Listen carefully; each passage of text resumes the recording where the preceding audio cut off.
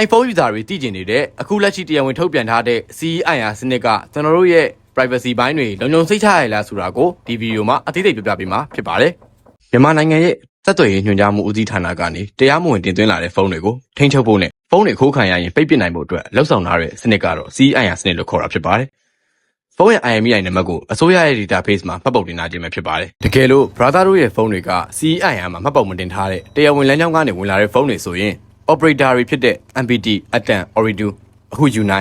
မိုင်တဲကနေပြီးတော့စင်ကတ်တွေသုံးမရအောင်လို့ပိတ်သိမ်းမဲ့အစီအစဉ်တွေရှိနေပါတယ်။မြန်မာနိုင်ငံမှာစင်ကတ်လောကြတဲ့စနစ်အခုလိုမျိုး CEIR system တွေကအခုမှမြန်မာနိုင်ငံမှာစပြီး run တာဖြစ်ပါတယ်။တကယ်တမ်းကနိုင်ငံခြားမှာဆိုရင်ဟိုးရင်ကတည်းကတည်ရှိနေကြတာဖြစ်ပါတယ်။ iPhone မှာဆိုရင်ကျွန်တော်တို့ ZPA, CHA တို့ LLA တို့တခြား XA region တို့အစရှိတဲ့ region တွေနဲ့သက်ဆိုင်တဲ့နိုင်ငံတွေတိုင်းမှာအခုလိုမျိုး CEIR စနစ်တွေရှိပါတယ်။တကယ်လို့ brother တို့ကဖုန်းတွေအသစ်ဝယ်မယ်ဆိုရင်အဲ့ဒီ CEIR system မှာထည့်သွင်းပြီးသားလားမထည့်သွင်းရသေးဘူးလားဆိုတာကို brother တို့ဝယ်တဲ့ site မှာမေးဖို့လိုအပ်တယ်။ဒါမှမဟုတ် brother တို့ကလက်ရှိသုံးနေတဲ့လက်ရှိစင်ကတ်ထည့်ပြီးတော့သုံးနေတဲ့ဖုန်းတွေဆိုရင်လည်း brother တို့တစ်ချက်ဝင်ပြီးတော့စစ်ကြည့်ဖို့လိုအပ်တယ်။အဲ့ဒီလိုမျိုးဝင်ပြီးစစ်ကြည့်ဖို့လိုအပ်တဲ့ website ကိုကျွန်တော်အခုပြသပေးထားတယ်။တကယ်လို့အခုလိုမျိုး paying register အလောင်းလို့3ခုလုံးအမှန်ချစ်ပေါ်နေရဆိုရင်တော့ brother တို့ရဲ့ဖုန်းတွေဒါမှမဟုတ်စင်ကတ်ထည့်ထားတဲ့ဖုန်းတွေ activate ဖြစ်နေတဲ့ဖုန်းတွေအဲ့ဒီဖုန်းတွေကစိတ်ချလက်ချနဲ့ဆက်သုံးလို့ရတာဖြစ်ပါတယ်။ဒါကလည်းဒီလ31ရက်နေ့ပြောရရင် match လ31ရက်နေ့နောက်ဆုံးထားပြီးစစ်တင်တာဖြစ်ပါတယ်။မြန်မာနိုင်ငံက iPhone အသုံးပြုတဲ့သူတွေ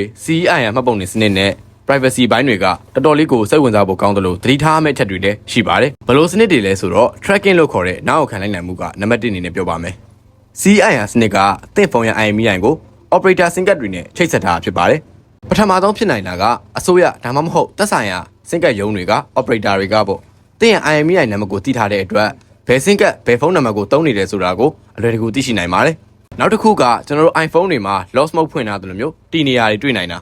သင့်ဖုန်းလိုင်းတက်နေသူဘယ်တာဝါလိုင်းနဲ့ချိတ်ဆက်ထားတယ်ဒါမှမဟုတ်ဘယ်နားမှာရှိတယ်ဆိုတာကိုသိနိုင်တာဖြစ်တဲ့အတွက်ကြောင့်သင့်ရဲ့အနည်းသက်ဆုံးတည်နေရာ location ကိုခြေရာခံမှုကပို့ပြီးတော့လွယ်ကူသွားစေပါတယ်။ data privacy ဘိုင်းနဲ့ပြောရမယ်ဆိုရင် CEIR ရဲ့ database ထဲမှာကျွန်တော်တို့ရဲ့နာမည်တွေမှတ်ပုံတွေနံပါတ်တွေဖုန်းရဲ့ IMEI တွေစတဲ့ data တွေကိုစုစည်းတာဖြစ်ပါတယ်။စိုးရိမ်ရတဲ့အချက်ကတော့အကယ်၍အဲ့ဒီ database ကလုံခြုံရေးအားနည်းပြီးတော့ပေါက်ကြားသွားလို့ရှိရင်ဒါမှမဟုတ် data leak အချက်လက်တွေ